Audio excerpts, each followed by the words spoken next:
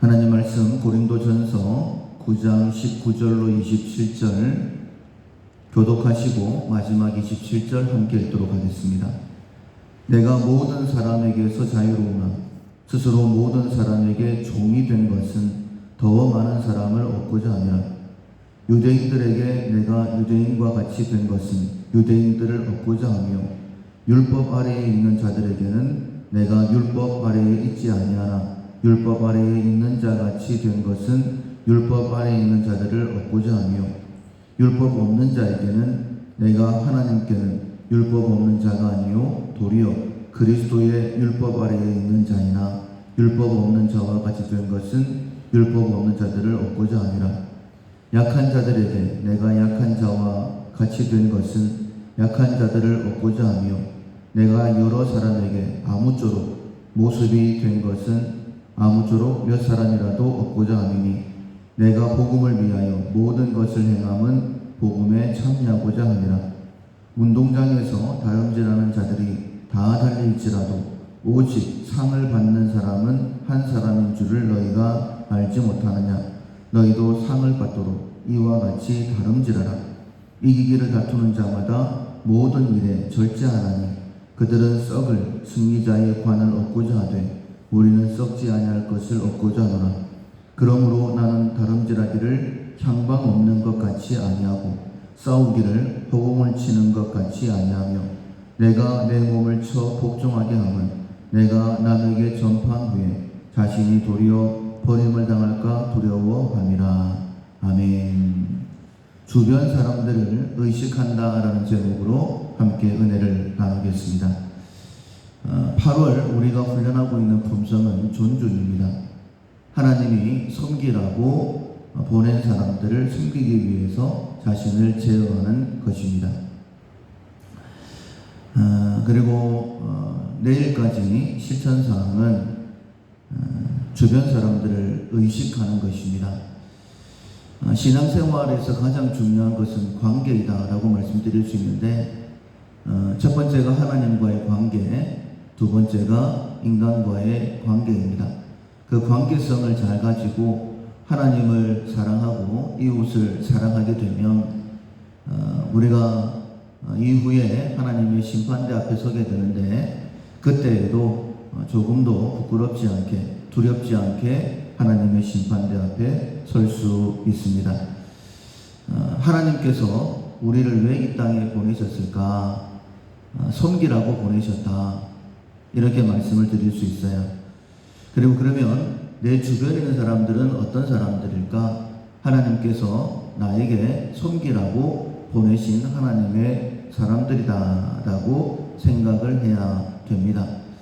내 주변 사람이 연약할 수도 있고 죄를 지은 죄인일 수도 있고 그리고 나와 원수를 지은 사람일 수도 있습니다. 그러나 하나님께서 우리를 받아주셨던 것처럼 그리고 섬겨주셨던 것처럼 저희들에게도 동일하게 너희들 또한 용납하고 섬겨라 라고 분명히 말씀하셨죠.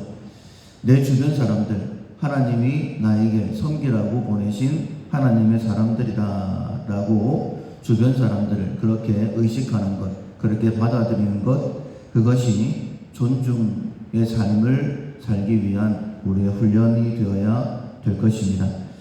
잘 섬겨야 됩니다. 하나님이 다 보고 계시기 때문이죠. 말씀하시기를 작은 일에 충성한 자에게 더 큰 일을 맡긴다라고 말씀하셨고 그리고 주인의 즐거움에 참여하게 될 것이다. 그러니까 작은 일에 충성해야지만이 두 가지의 복을 받을 수 있는 것이죠. 첫 번째로는 더 큰 일을, 두 번째로는 주인의 즐거움에 참여하는. 더 큰 일이라는 것은 영원한 상급과 관련되어져 있죠. 우리가 이 땅에서 열심히 일하는 것, 노후에 다음에 잘 되기 위해서 편안하고 행복하기 위한 것이죠.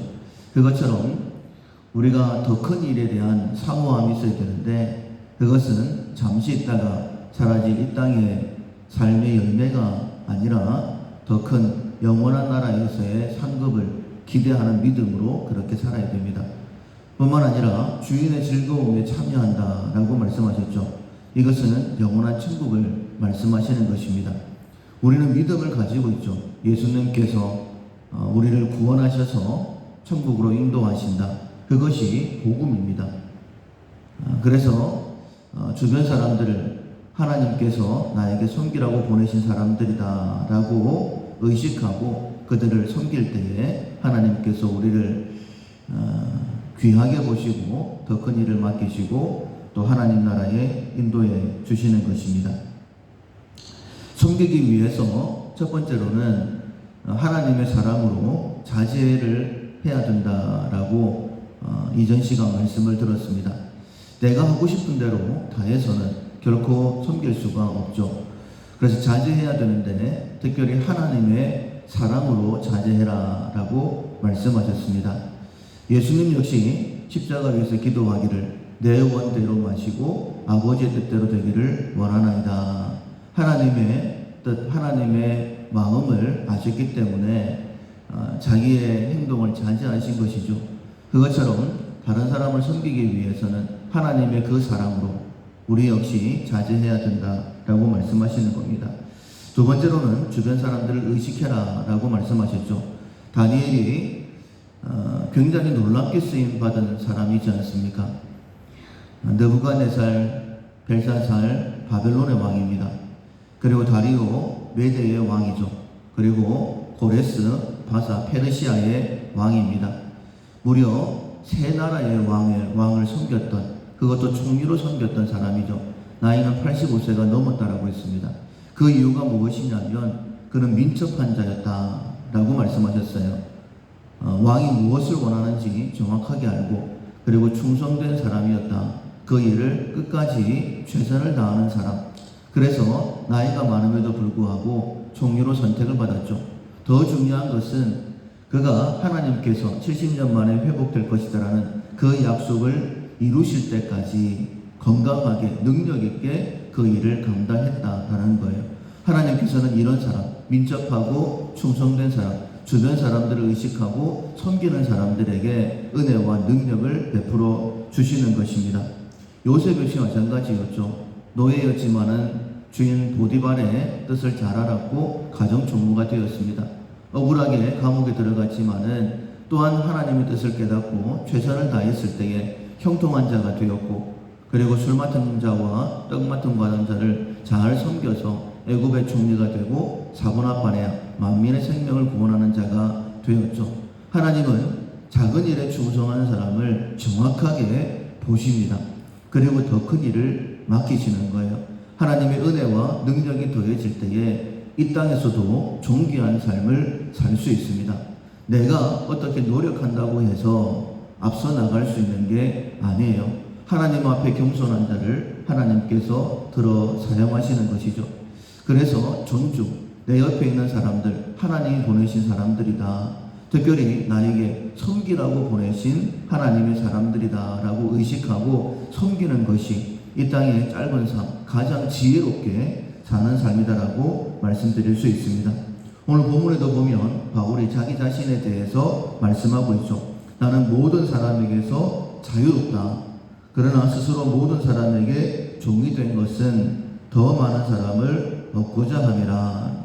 그러니까 섬기는 이유가 무엇이냐면 많은 사람들을 얻는다라는 것은 자기 사람으로 만드는 것이 아니라 복음의 사람으로 만드는 것, 하나님께로 인도하는 것. 다른 말씀에서는 중매를 한다 이렇게 표현을 했었었죠. 예수 그리스도께로 인도하기 위하여 자신의 자유를 쓰지 않았다라고 말씀하고 있어요. 그러면서 20절에 보면 유대인에게는 유대인이 되고 율법이 있는 자들에게는 율법 있는 자, 율법이 없는 자에게는 율법이 없는 자. 그리고 22절에 약한 자들에게는 약한 자가 약한 자처럼 되었다라고 말씀하고 있어요. 이유는 한 가지밖에 없습니다. 22절 중반절에 보면 내가 여러 사람에게 여러 모습이 된 것은 아무쪼록 몇 사람이라도 구원하고자 하니 내가 복음을 위하여 모든 것을 행함은 복음에 참여하고자 함이라. 아무쪼록 몇 사람이라도 얻으려고 그렇게 복음을 증거하는 삶을 살았다. 즉 다르게 말씀을 드리면 유대인처럼 율법이 있는 자에게는 율법이 있는 자, 없는 자에게는 없는 자, 약한 자에게는 약한 자처럼 그렇게 한 이유가 무엇이냐면 몇 사람이라도 얻고자 함인데 그 이유가 23절에 보면 내가 복음에 참여하고자 합니다 라고 그렇게 말씀하고 있어요. 복음이라는 것은 예수 구원입니다. 야고보 사도를 통하여 우리에게 말씀을 하시죠. 네가 믿느냐? 그렇다면 행함으로 네 믿음을 나타내라. 행함이 없는 믿음은 죽은 믿음이다 라고 그렇게 분명히 우리에게 말씀을 해 주셨죠. 바울이 그런 삶을 살았다라는 거예요. 내가 예수님으로 인하여서 구원을 받은 것처럼 몇 사람이라도 구원을 얻게 하기 위하여 나는 나의 자유를 스스로 제한을 했다. 그 이유는 내가 복음에 예수 구원에 참여하기 위함이다 라고 말씀하시는 거예요. 그리고 24절 이하에 보면 운동하는 사람, 다름질하는 자들에 대하여 비유로 말씀하고 있습니다. 다 달려간다 할지라도 상을 얻는 사람은 한 사람밖에 없다. 그리고 25절에 이기기를 다투는 자마다 모든 일에 절제한다 라고 그렇게 말씀을 하시죠. 내가 하고 싶은 대로 하게 되어지면 결코 다른 사람을 섬길 수 없습니다. 내가 하고 싶은 것을 자제해야지만이 이기기를 다투는 자마다 스스로 자제한다, 절제한다 라고 말씀을 하셨죠.